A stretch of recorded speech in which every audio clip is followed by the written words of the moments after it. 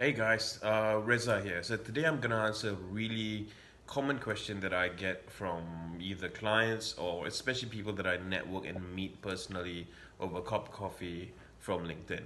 And the main question they always, after looking at my profile, they'll say, "Oh, you used to be a police officer. That's very interesting. How do you get from being a police officer to becoming an owner of an IT company?"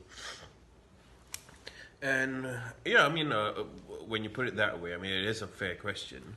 Uh, but it is my, I mean, but my training, my knowledge is primarily actually much more tech based. I used to study mechatronics when I was in Singapore Polytechnic, and mechatronics is more or less like a really fancy way of saying robotics, and also very fancier way of actually just saying what we learn is mostly mechanical engineering and electrical and electronics engineering. So we kind of learn, the a bit of mix and match on how to make parts and also how to design them, or even like make circuit boards, design chips, binary programming, basically everything really foundational stuff.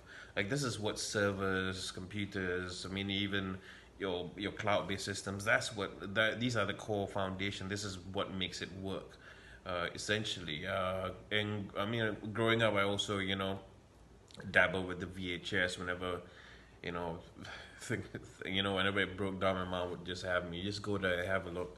And it wasn't always that I was successful in able to actually rectify the issue, but in more times than not, I was able to kind of breathe life back into it, and ever since then, that's how it transitioned. After the police force, after leaving, and joining another media company, where from Fox, Fox and ESPN, where I learned how to broadcasting, production, and and joining a a very small boutique startup, a media company, which was where I was able to actually plan device, source for suppliers, maintain a server and things like that. So all these little things have actually given me the tools and the background and the knowledge to actually expand into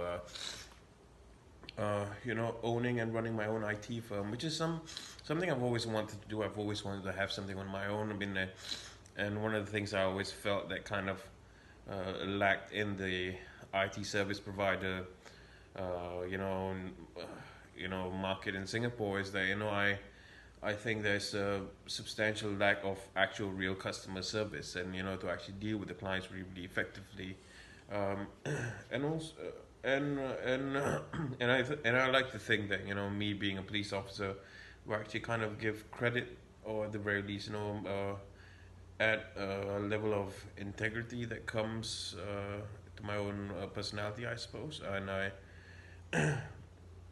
And yeah, I think that's a really long answer to a really simple question as to how did a police officer become the owner of an IT company. And yeah, I hope you're satisfied with the explanation. And if you want, and if you're in Singapore, let's grab a cup of coffee and network. All right, thank you for listening in.